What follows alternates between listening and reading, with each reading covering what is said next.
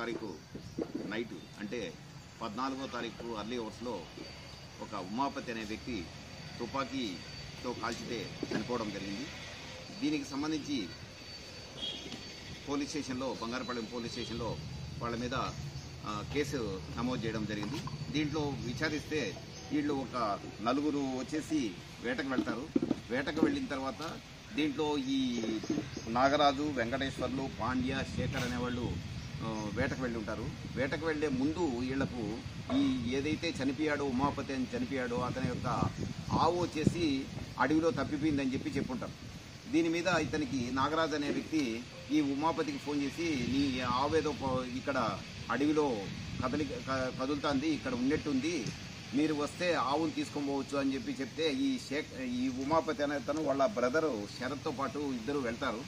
వెళ్ళి వాళ్ళు ఆవును సర్చ్ చేసే లోపల వీళ్ళకేదో పంది, ఏదో అడవి పంది వచ్చింది అని చెప్పి వీళ్ళు ఫైర్ చేయడం జరుగుతుంది. దీంట్లో ఫైర్ చేస్తే ఆ షాట్ వచ్చేసి ఉమాపతి అనే అతనికి తగులుతుంది.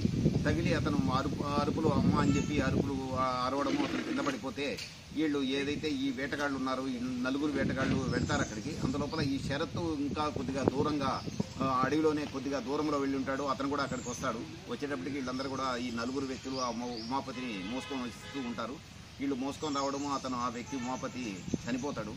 దీనికి సంబంధించి పోలీస్ స్టేషన్లో కంప్లైంట్ ఇవ్వడము, దాని కేసు రిజిస్టర్ చేయడం జరుగుతుంది.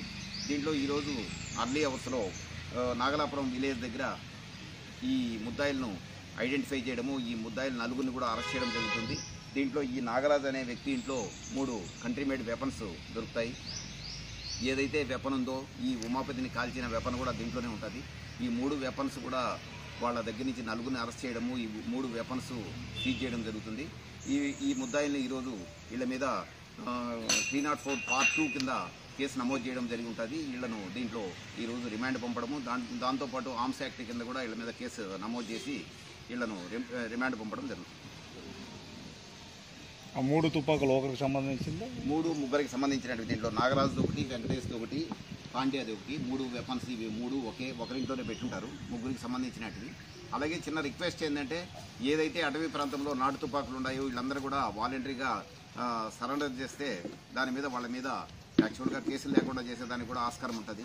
లేదు వాళ్ళు వాలంటరీగా సరెండర్ చేయకుండా వాళ్ళ దగ్గరే పెట్టుకుంటే మాకు ఆల్రెడీ ఇన్ఫర్మేషన్ ఉంది ఎవరెవరి దగ్గర వెపన్స్ ఉన్నాయి ఏమనేది. ఎందుకంటే ఇక్కడ పలమనేరు కానీ, బంగారపాలెము, ఏదైతే అటవీ ప్రాంతం ఉందో, కుప్పం నుంచి రామకుప్పము, బీకోట, ఇవన్నిట్లో కూడా కొన్ని నాటు తుపాకులు ఉన్నట్టుగా ఇన్ఫర్మేషన్ ఉంది. వాళ్ళందరినీ ఐడెంటిఫై చేశాము. వాళ్ళు ఒక 1 వీక్ లోపల మాకు సరెండర్ చేయడమో లేకపోతే విలేజ్లో ఎక్కడన్నా హ్యాండ్ ఓవర్ చేయడమో జరిగితే దాని మీద వాళ్ళ మీద కేసులు లేకుండా చేయడం జరుగుతుంది.